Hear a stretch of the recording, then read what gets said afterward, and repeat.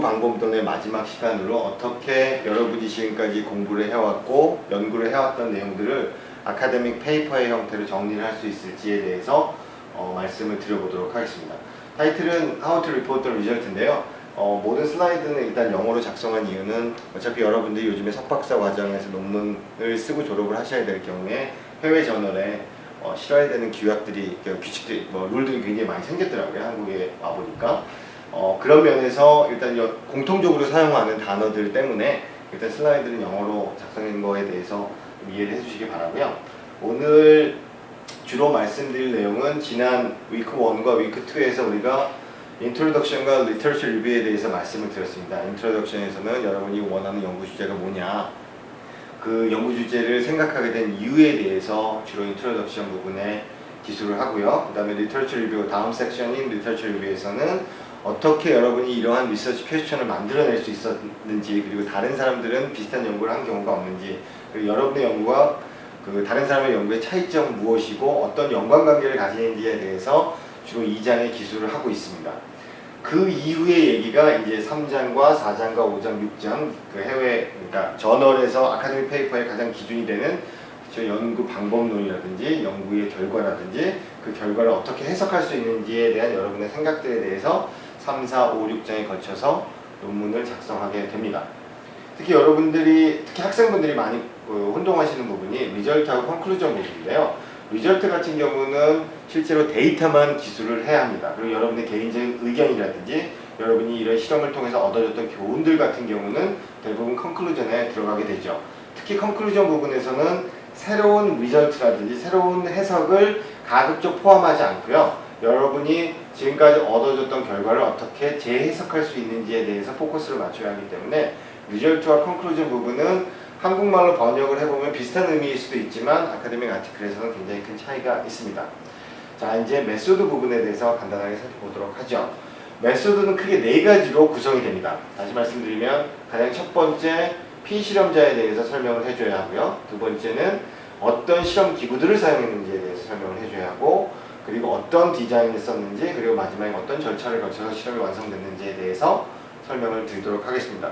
여기서 잠깐 산업공학의 다른 부분들, 예를 들면 그 생산이라든지 품질이라든지 통계 부분 또는 여러 가지 디터미니스틱 모델을 사용하는 부분 경우에는 이런 실험 절차가 비교적 간단하게 기술될 수 있겠죠. 그리고 그 대신 메소드 섹션에서는 주로 어떠한 모델링을 만들어낼 수 있었는지 또는 어떠한 시뮬레이션 기법을 만들어낼 수 있었는지, 어떻게 파라미터를 조정해서 새로운 매스매틱한 모델을 만들어내는지에 대해서 주로 이 부분에 기술을 하고, 리절트 부분에서는 다른 것과 비교 검증을 하게 됩니다. 예를 들어서 여러분이 수리적인 모델 A를 만들었다면 기존의 모델인 B와 어떠한 차이가 있는지 검증을 해야 되죠. 컴퓨터 시뮬레이션이거나 아니면 그 계산을 직접 해서 나의 새로운 모델링 방법이 20% 정도의 향상 효과가 있다. 이런 부분들이 주로 간단하게 리절트에 들어가겠습니다.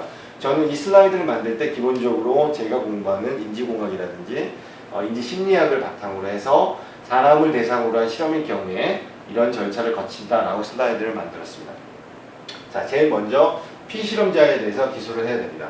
모든 실험에서 특히 사람이 사용된 실험일 경우에는 과연 피실험자를 어떻게 뽑았고, 그리고 그들이 어떠한 인센티브를 가지고 이 실험에 참가했는지에 대해서 기술이 되어야 합니다. 그 이유는 나중에 이런 실험들을 다른 연구자 그룹에서 굉장히 중요한 실험이라고 생각을 해서 다시 재현을 하려고 했을 때 비슷한 결과가 얻기 위해서는 반드시 비슷한 사람들의 유형을 뽑아야 하기 때문에 이런 부분들에서 자세히 기술을 해야 합니다.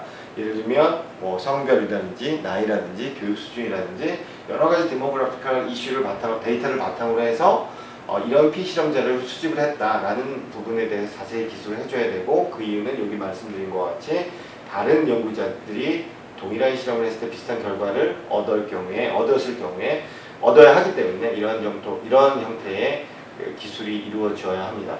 요건 제가 간략하게 제가 썼던 여러 가지 글들의 논문들에서 썼던 건데요. 간단한 한 패러그래프를 썼습니다. 물론 상황에 따라서 여러 가지 디모그래픽 데이터를 더 기술할 수도 있지만 실제로 이게 아주 간단한 부분입니다. 저 같은 경우에 30명을 뽑았고요. 12명은 여자분을 뽑았고 18명은 남자분을 뽑았고요. 대부분의 이 30명 모두 다 학부 학생들이었고요.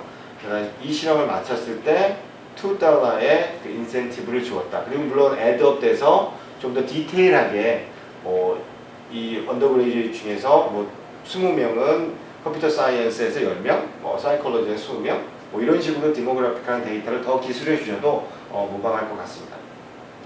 자, 두 번째 부분이 이제 어페라투스 부분인데요. 이 어페라투스는 어떤 기구를 사용해서 어떠한 기구를 사용해서 실험을 했고 어떤 기구를 사용해서 데이터를 수집했는지에 대해서 이제 설명을 하는 부분입니다. 가급적 굉장히 자세하게 기술을 해주셔야 여러 가지 그림이 들어가도 더욱 좋겠죠. 가급적 자세히 기술을 해주셔야 재현도 가능하고요. 그리고 독자들도 충분히 이런 실험은 이런 방법으로 수행을 했구나. 그리고 여러분이 나중에 나온 결과 부분에서 어떠한 형태의 데이터 수집이 될지에 대해서도 미리 예상을 할 수 있기 때문에 가급적 자세히 기술해 주시면 좋겠습니다. 제가 여기 예로 들은 것은 제가 2007년도에 그 로봇을 위해서, 로봇을 만들기 위해서 기본적인 그 시스템, 컨트롤 시스템을 만들었거든요. 기계적인 시스템이 아니라 어떻게 사용자가 이 기구를 이용해서 로봇을 조정할 수 있는지, 물론 로봇의 조정은 무선으로 되겠죠. 하여튼 어떤 방법으로 로봇을 조정할 수 있는지에 대해서 제가 썼던 그 아카데믹 아티클의 일부분입니다. 예를 들어 보시면, 잘 읽어보시면 이런 그 실험 세팅은 주변에 아무것도 없는 그 빈 공간에서 이루어졌고 단지 그 의자하고 책상에 앉아서 피실험자가 직접 그 컨트롤 디바이스를 조정을 했다. 그리고 그 현재 위치, 그 피실험자의 현재 위치는 그 디바이스 상에 나타나 있고 네 군데로 로봇을 움직여야 되는데 어떤 ABCD가 네 군데의 포인트가 어떻게 구성되어 있는지, 특히 대부분의 포인트들은 벽에서 1m 안에 위치되어 있고, 그렇죠? 포인트 A 같은 경우에는 로봇에 상당히 가까이 있어서 A랑 B 같은 경우는 오히려 휴먼 오퍼레이터, 그러니까 피실험자에 가까이 있고요. 나머지 C하고 D는 좀 더 멀리 떨어져 있습니다. 이럴 경우에 각각의 포인트별로 사람들이 어떻게 상황을 인식하고 로봇을 조정할 수 있는지에 대한 실험이었기 때문에 이렇게 우리가 실험을 했던 상황이라든지 장소라든지 기구에 대해서 아주 자세히 기술을 해주시면 좋을 것 같습니다. 그 다음에 나오는 얘기가 이제 실험을 했다면 반드시 제가 위크 3의 통계적 분석 방법을 처리를 했을 때, 통계적 분석 방법에 대한 강의를 했을 때 독립변수하고 종속변수에 대해서 말씀을 드렸을 겁니다. 실험의 가장 기본적인 목적은 여러분이 어떠한 팩터들을 조정을 해 나가면서 조정돼 나간 팩터 중에서 어떤 게 유의미한 인자인지를 찾아내는 것이기 때문에 이런 컨트롤 조정을 해야 됩니다. 특히 이 디자인 부분에 여러분이 익스페리먼트 디자인 부분에 기술을 해주셔야 하는 것들은 어떠한 독립변수를 사용해서 이 실험 세팅을 했는지, 그리고 어떤 식으로 메저링을 했는지에 대해서 말씀을 해주셔야 됩니다. 특히 제가 했던 논문에 아까 그 휴먼 로봇 인터페이스 얘기를 할 경우에 그 글에서는 이런 식으로 기술을 했습니다. two-way mixed 디자인을 썼다는 건 두 개의 독립 변수를 사용을 했다는 겁니다. 두 개의 독립 변수의 하나는 그 지도의 형태고 또 다른 하나의 독립 변수는 그 로봇을 위치시켜야 할 포인트였습니다. 그래서 두 개의 독립 변수를 사용한 믹스드 디자인을 사용했다라는 얘기를 하는 거고, 그 다음에 그 디펜던트 베리어블 같은 경우는 유클리디안 디스턴스를 메저링을 했습니다. 그래서 이렇게 인디펜던트 베리어블 두 개와 디펜던트 베리어블 하나를 사용해서 실험을 진행했다라는 얘기를 하고 있습니다. 그 다음에 네 번째 그 메소드의 마지막 섹션에서 등장하는 부분이 프로시저입니다. 그러니까 어떻게 이 실험을 진행을 했는지에 대해서 가급적 자세하게 기술을 해야 합니다. 여기서 첫 번째 패러그래프 같은 경우는 이런 식으로 했죠. 첫 번째 파트, 피실험자가 실험 공간에 와서 이 실험에 대해서 간략하게 설명을 듣고 이 실험의 목적이라든지 요즘에 이제 IRB 때문에 큰 이슈가 되고 있는, 그러니까 인터널리하게 이제 연구 윤리 때문에 데이터 프로텍션에 대해서 얘기를 해주고요. 그 다음에 그 피실험자 모드를 랜덤리 어사인했다, 그러니까 그 랜덤 어사인먼트 한 거죠. 그 다음에 각각의 실험에 대해서 실험 전에는, 그렇죠? 이 실험 기구에 익숙해지기 위해서 2번 정도 프리테스트를 했다. 그리고 본 실험에서는 이런 식으로 직접 실험이 진행이 됐다 라는 얘기에 대해서 가급적 자세히 이제 기술을 하게 됩니다. 이런 부분들, 특히 메소드 부분들은 그렇게 큰 어려움 없이 다른 논문들을 벤치마킹하거나 다른 논문들을 레퍼링해서 쉽게 작성을 할 수 있습니다. 그러니까 여러분 많이 연습을 하셔야 될 것 같고요. 이제 섹션 4로 한번 넘어가 보도록 하겠습니다. 아까 제가 그 처음 슬라이드에서 조금 말씀을 드렸지만 이 부분이 학생분들이 가장 많이 오해를 하고 그리고 가장 많이 실수를 하는 부분인데 특히 이제 제가 그 외국 저널들을 리뷰를 많이 해보면 학생분이 쓴 글과 이제 좀 경험이 있으신 연구자분들이나 교수님이 쓰신 글하고 확연히 차이가 나는 부분들이 이 부분입니다. 특히 리절트 부분에 너무나 많은 개인적인 해석들, 그러니까 자기가 생각하기에 이 실험 결과는 이걸 의미한다 라는 얘기에 대해서 굉장히 많이 기술을 하는데 리절트 부분에 그거에 대해서 너무 빨리 언급을 해버리면 컨클루전 부분에서 실제로 이걸 종합적으로 해석을 해야 되는 부분들이 간혹 발생을 하는데 간혹보다는 좀 더 자주겠네요. 좀 자주 발생을 하는데 그런 부분에 대해서 중복된 기술을 해야 되기 때문에 아카데믹 페이퍼에서는 비교적 가급적 리절트 부분에서는 오로지 데이터에 대한 설명만 하시는 게 좋고요. 그리고 데이터의 설명이 물론 말로 설명을 할 수도 있고 글로 설명도 할 수 있지만 좀 더 독자 입장에서 생각을 한다면 표라든지 또는 그림 또는 그래프를 통해서 비주얼라이제이션 해주는 것도 좋은 방법입니다. 하지만 제일 조심해야 되는 것들이 너무나 많은 그래프를 사용을 하게 되면 큰 문제가 되죠. 독자 이제 그 논문을 심사하는 입장에서 보면 그래프의 선택이 굉장히 중요합니다. 그러니까 대부분의 학생들이 굉장히 화려한 그래프나 또는 뭐 스파이키 타입의 그래프들 어떤 패턴을 보여주기 위해서 그런데 실제로 패턴 데이터가 아님에도 불구하고 학생 입장에서는 이게 좀 더 자극적인 데이터 비주얼라이제이션이거든요.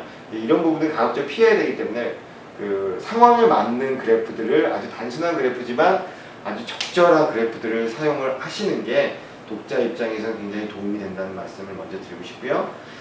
그리고 데이터에 대한 설명이 끝난 후에 반드시 그거에 대한 통계적인 분석을 해야 합니다. 그리고 이 통계적인 분석을 통해서 나온 퍼스널 인터프리테이션이나 뭐 디테일한 인터프리테이션은 반드시 5장의 컨클루전에 기술을 하셔야 됩니다. 그러니까 다시 말씀드리면 통계적 분석은 통계적 분석으로 끝나야 합니다. 뭐 더 많이 덧붙여서 개인적인 해석이나 이런 부분에 덧붙인다면 그거는 가급적 5장에서 하기를 이제 부탁을 드리고요. 예제를 한번 보여드리겠습니다. 저 같은 경우는 요거는 2005년에 썼던 글인데요. 모바일 폰을 이용해서 모바일 폰에서 휴대폰을 사용할 때 사용자들이 영어 타이핑을 했을 때 프롬프트 인포메이션을 이용을 하는지 아니면 그 캐피탈 케이스를 뭐 어퍼 케이스든 로우 케이스든 비주얼라이즈된 정보를 이용해서 판단을 하는지에 대해서 6가지 조건에서 실험을 한 결과입니다. 그래서 이제 이 표는 기본적인 평균과 분산만 이렇게 표현을 합니다. 그래서 제가 그 부분에 이 표를 먼저 보여주고요. 그 다음에 이 부분에 대해서 데이터에 대해서 설명을 합니다. 읽어보시면 아시겠지만 이 데이터, 테이블 5 이거거든요. 테이블 5는 페이지 2에 얻어진 데이터를 설명한다. 종속 변수는 제가 제일 관심 있던 종속 변수는 얼마나 많이 시도를 했는지 19점을 얻을 때까지 얼마나 많이 시도를 했는지에 대해서 메저링을 한 겁니다. 그래서 이거는 이제 민 트라이얼이 10.65죠. 10.65번을 트라이해서 19점을 얻었다. 그 다음에 제가 말로 설명을 하면 데이터에 대한 설명만 한 겁니다. 데이터에 대한 설명만 해보면 그 어퍼케이스랑 여기 있죠. 어퍼케이스 프롬프트랑 로어케이스 믹스드 케이스군요. 여기서 어퍼랑 로어를 비교하면 상당히 차이가 있다. 여기도 상당히 차이가 있는데 요건 차이가 없다 라는 얘기에 대해서 말로 설명을 한 겁니다. 요 부분에서 중요한 거는 스태티스티컬 데이터는 아직 사용하지 않았습니다. 그러니까 스태티스티컬 어널리시스는 사용하지 않고요. 단순히 이 데이터를 독자에게 설명을 한 겁니다. 제 생각에는 이렇게 설명을 한 거죠. 요거는 별 차이가 없지만 요거는 꽤 3점 정도 차이 나고 이거는 뭐 3.1. 요 두 개가 조금 이거보다 큰 차이가 있다라고 가볍게 설명을 하고 넘어갑니다. 자, 그 다음에 이제 포함되어야 되는 것들이 이제 이런 것들입니다. 이제 대부분 이런 표들이나 그래프에서 표현하는 것들이 평균이라든지 또는 스탠더드 디비에이션이라든지 어떤 패턴들, 그러니까 독자들에게 전달하고 싶은 어떤 일련의 패턴들을 보여주는 형태로 데이터에 대한 설명을 끊어야 합니다. 그 다음에 그 이유는 뭐냐면 왜 이런 식으로 먼저 말로 설명을 해야 되냐 하면 독자들은 실제로 통계적인 부분에 대해서 굉장히 그 디테일한 날리지를 갖고 있지 않을 수도 있거든요. 물론 리뷰하는 사람들은 대부분 통계적인 부분에 대해서 상당히 많은 경험들이 있음에도 불구하고 그 워낙 많은 통계적인 방법론들이 있기 때문에 여러분들이 이런 말을 통해서 첫 번째 그러니까 스태티스티컬 어널리시스가 나오기 전에 어떤 그 미리 정보를 주는 거죠. 예를 들어서 내가 생각하기엔 이 두 개의 패턴에 뭔가 차이가 있겠다. 차이가 꽤 크니까 뭔가 이 두 개가 이거보다는 다를 것이다 라는 얘기를 먼저 함으로 해서, 그렇죠? 먼저 함으로 해서 나중에 통계적인 분석이 나왔을 때 놀라지 않게끔 이제 미리 준비를 해준다는 의미로 해석을 하시면 되겠습니다. 그래서 이런 얘기죠. 자기가 그러니까 논문을 쓰는 사람이 통계적 분석을 통해서 마지막에 결론을 내리고 싶은 거에 대해서 미리 한번 가볍게 설명을 해준다고 생각하시면 될 것 같습니다. 자, 그 다음 부분이 이겁니다. 이제 앞부분에 대해서, 즉 예를 들어서 이 부분에 테이블이 하나 나오고요. 데이터에 대한, 그리고 여러분의 생각이, 여러분의 그 해석이, 간단한 해석이 나온 다음에 반드시 거쳐야 되는 부분이 이제 마지막이 이 부분입니다. 근데 여러분이 제일 조심해야 되는 부분이, 이 부분을 너무 지저분하게 쓰시거나 너무 길게 쓰시면 보통 이제 그 리뷰어라든지 독자 부분이 상당히 그 복잡하거든요. 그러니까 일련의 절차들이 있습니다. 그래서 여러분이 학부 때라든지 또는 석박사 공부를 하시면서 교수님들이 아마 그런 얘기를 많이 하셨을 겁니다. 좋은 글들을 많이 읽어야 된다는 건, 그 얘기는 이렇게 잘 정리된 글들을 많이 읽어봐야 여러분이 이 글을 벤치마킹해서 여러분이 쓸 수 있는 글의 패턴들을 정의할 수 있습니다. 아무리 제가 이렇게 논문을 쓰는 방법이 뭐 메소드, 리절트 뭐 이렇게 된다라는 거는 어느 누구도 다 비슷한 얘기를 할 수 있지만, 제가 좀 더 다른 말을 드릴 수 있는 부분은 좋은 글을 읽으면 이렇게 정형화된 패턴들을 찾아내셔야 합니다. 저 같은 경우에는 이렇게 설명을 하나 한 다음에요. 어떤 데이터에 대해 설명을 간단하게 한 다음에 바로 통계적인 분석을 했습니다. 이 부분에 이제 제가 생각한 내용을 썼고, 원웨이 비트윈 서브젝트 아노바를 했다. 그래서 유의한 수준이 나와서 포스트옥 투키 테스트를 했다. 투키 테스트를 했더니 이런 부분이 다르더라. 그래서 내가 내린 결론은, 자, 아노바를 통해서 유의한 차이가 있었고 그 중에서 레벨 1이 유의한 차이를 만들어내는 원인이다. 그러면서 결론을 내리는 거죠. 이 부분이 그 리절트 부분에서는 가장 중요한 부분입니다. 이런 식으로만 좋은 글들을 많이 읽으시면 이렇게 정형화된 패턴을 보시고 그 패턴에 따라서 여러분들이 글을 쓰실 때 많이 도움이 될 것 같습니다. 이것도 이제 비슷한 얘기죠. 윗부분에 이제 여러분이 생각하는 간단한 데이터에 대해서 정리를 해주시고 바로 통계적인 스태티스틱 어널리시스 분석이 들어갑니다. 테이블 1을 봤더니 스탠다드 디비에이션, 표준 편차가 그렇죠, 뭐 코릴레이티드 된 것 같다, 평균하고 그 연관이 되는 것 같아서, 그리고 게다가 아노바 할 때 가장 중요한, 저번에 말씀드렸지만 아노바 할 때 가장 중요하게 생각해야 되는 부분이 레빈스 테스트 포 호모지니어티 베리언스거든요. 베리언스가 같아야지만 비교를 할 수 있거든요. 두 표본 집단을. 근데 이 경우에는 두 표본 집단의 분산이 너무 달랐어요.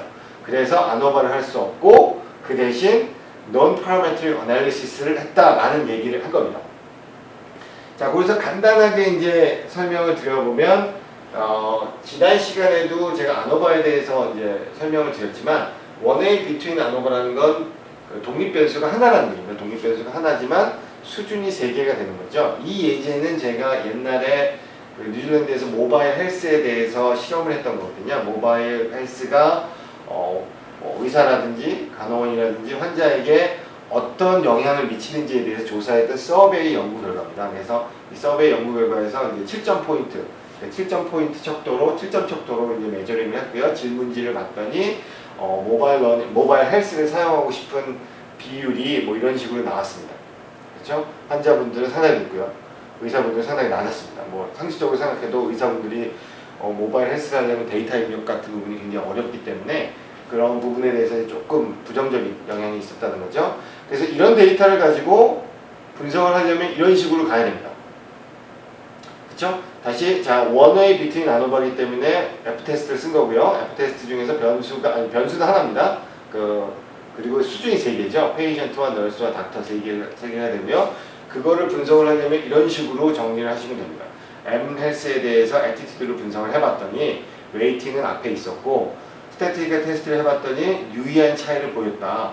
유의한 차이를 보이면 반드시 포스트옥 어널리시스의 일종인 투키 테스트를 해야 합니다.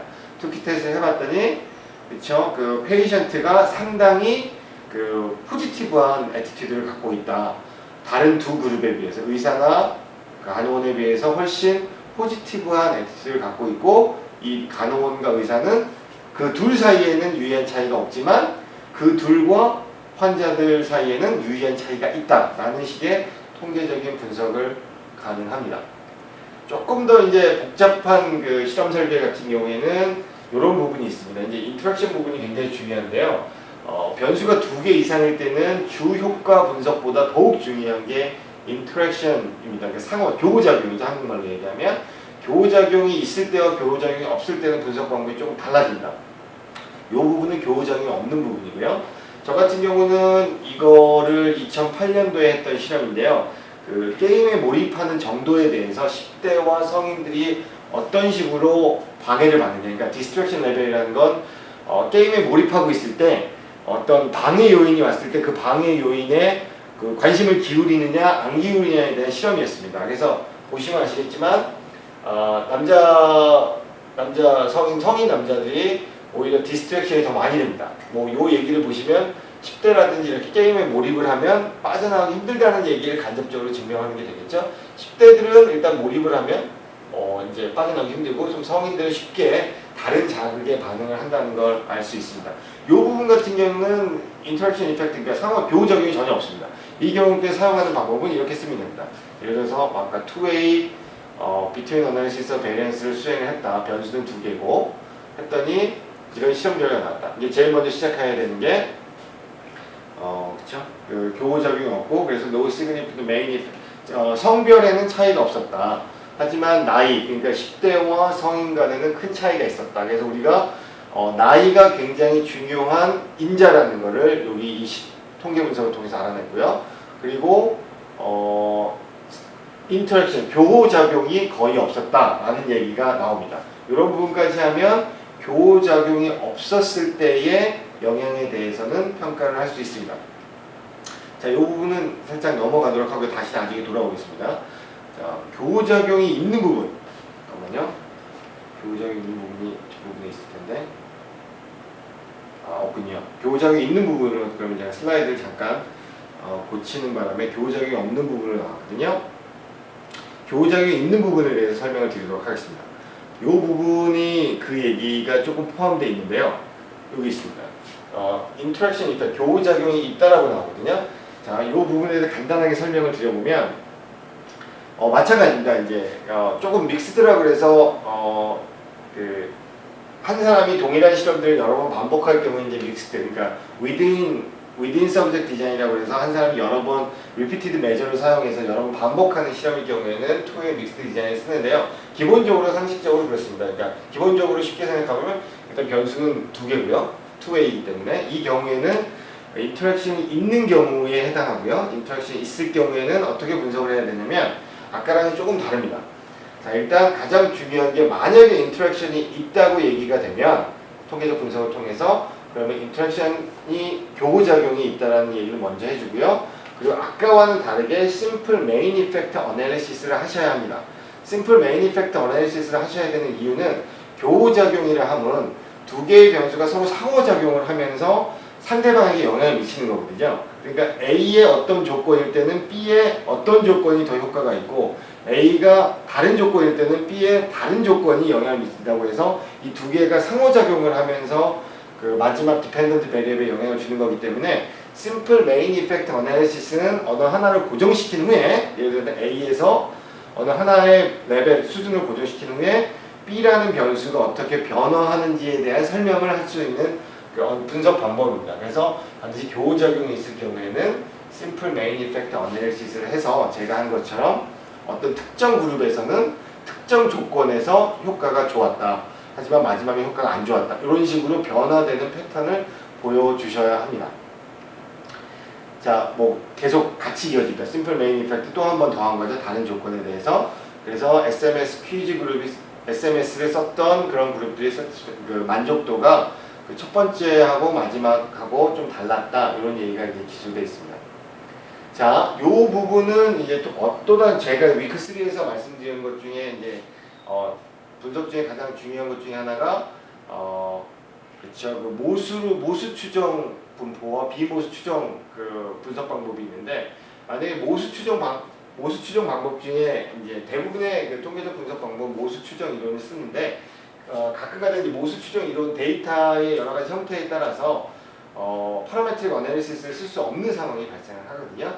그럴 경우에는 대부분 이제 그 비모수적 방법론이었던 non-parametric analysis를 사용하게 된다고 말씀을 드렸죠. 그 중에 가장 대표적인 게 만-휘트니 U 테스트입니다. 만-휘트니 U 테스트는 아까 지금 좀 전에 말씀드렸지만 모수적 방법론보다는 형격히 할 수 있는 얘기가 줄어드는 반면 오히려 더 로버스트하고 더 튼튼한 굉장히 단순한 솔루션입니다.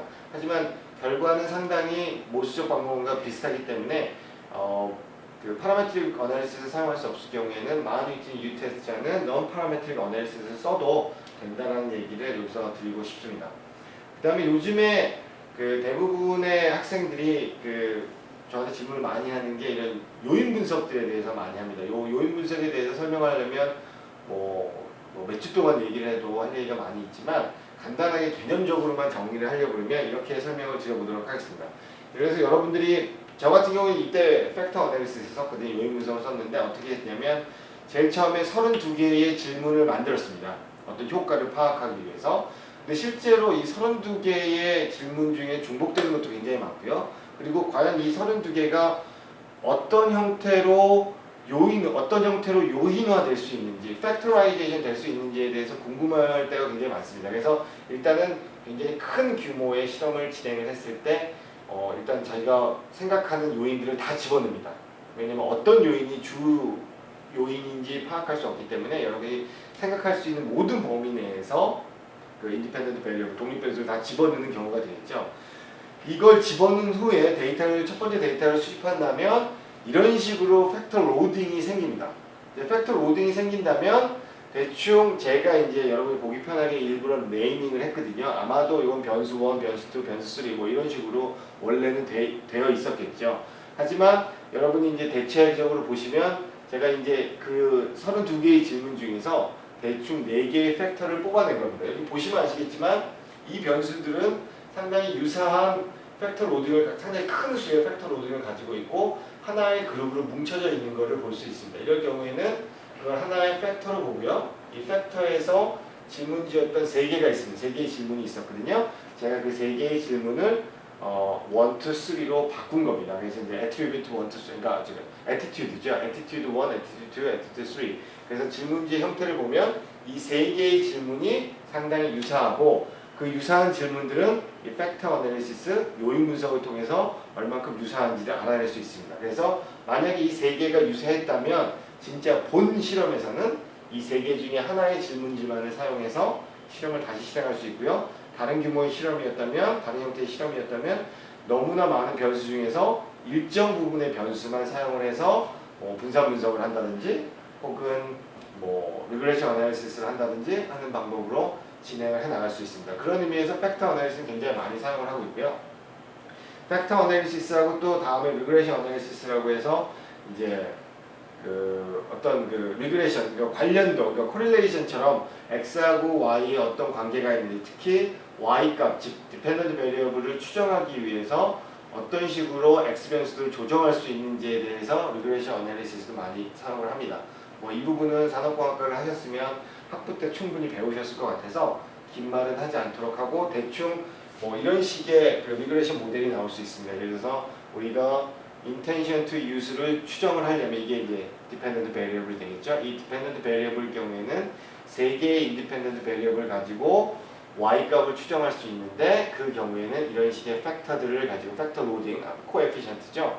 코에피션트를 가지고 정의를 할 수 있다라는 얘기에 대해서 얘기를 한 겁니다. 그리고 이 부분 같은 경우는 이걸 어떻게 아카데믹 아티클에 사용할 수 있는지에 대해서 간단하게 예를 들어서 설명을 드렸습니다.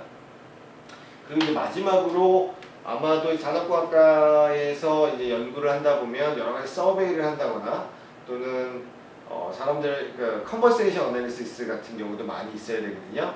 컨버세이션 어널리시스 같은 경우에 이제 또 중요한 게 버벌 프로토콜 어널리시스도 진행을 해야 되고 여러 가지 데이터가 수집됐을 때 그쵸, 대화를 통해서 수집된 데이터거나 인터뷰를 통해서 수집된 데이터들을 코딩화하는 작업들이 있습니다.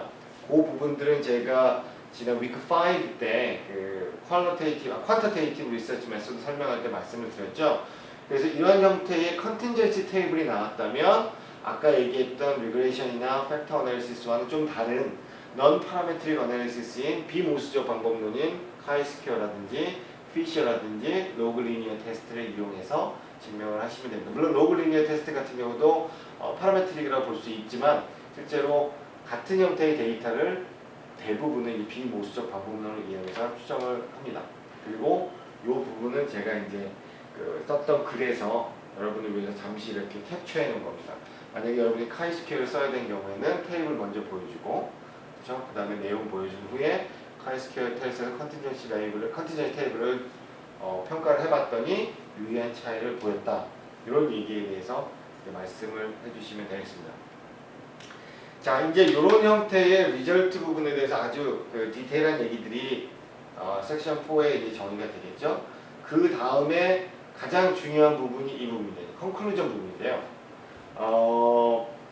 컨클루전 부분에서 가장 중요한 건 아까 제가 말씀드렸다시피 여러분이 원하는 인터프리테이션을 이제 이곳에서 할 수 있습니다. 아까도 말씀드렸지만 조심해야 될 부분은 이곳에 새로운 데이터에 대한 해석을 하시면 굉장히 위험합니다. 그러니까 리뷰어들이 분명히 그 해석은 여기서 해야 될 해석이 아니고 아까 4장에서 데이터가 나왔을 때 해석을 해야 된다는 거고, 실제로 가장 중요한 부분들은 여러분의 인터프리테이션, 논문의 핵심이라고 볼 수 있죠.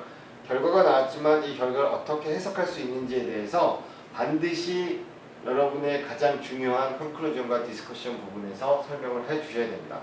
그리고 제가 영어로 이렇게 썼죠. 여러분이 하고 싶은 말을 다 할 수 있는데 이 부분에서는, 하지만 굉장히 논리적이어야 하고 굉장히 아카데미컬한 퀄리티를 갖고 있어야 합니다.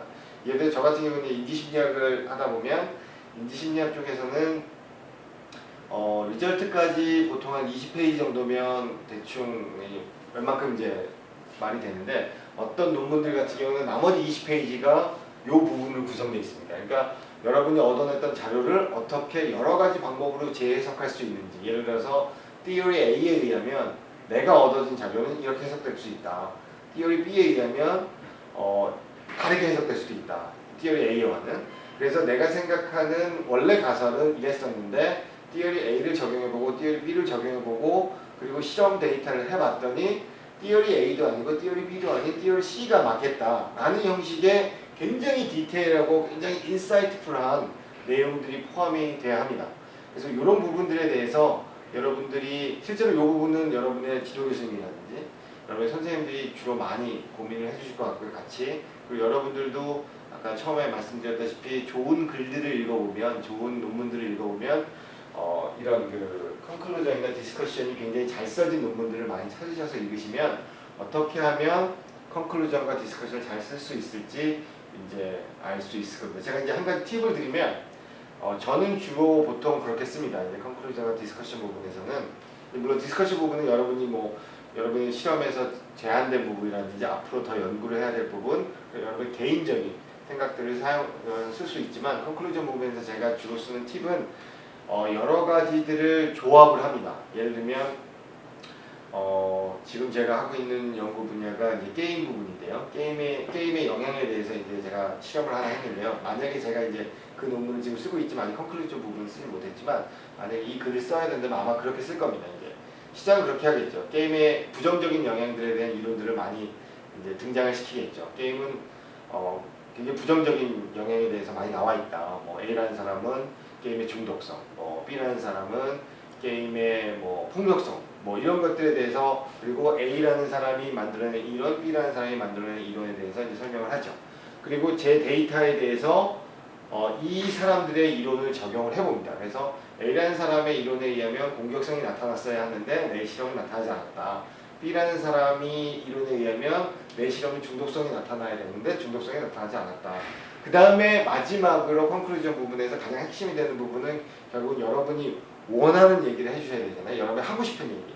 그래서 저 같은 경우는 남의 얘기를 먼저 하고요. 남의 이론을 이용해서 제 데이터를 설명을 해보고요. 설명하는 노력을 해봅니다. 노력을 해서 안 된다는 걸 보여주고요. 그리고 나서 제 이론을 등장시킵니다. 게임은 어떤 수준에서는 공격성과 폭력성을 증가시킬 수 있는 가능성도 있지만 게임의 기본적인 포지티브 효과도 무시할 수 없다.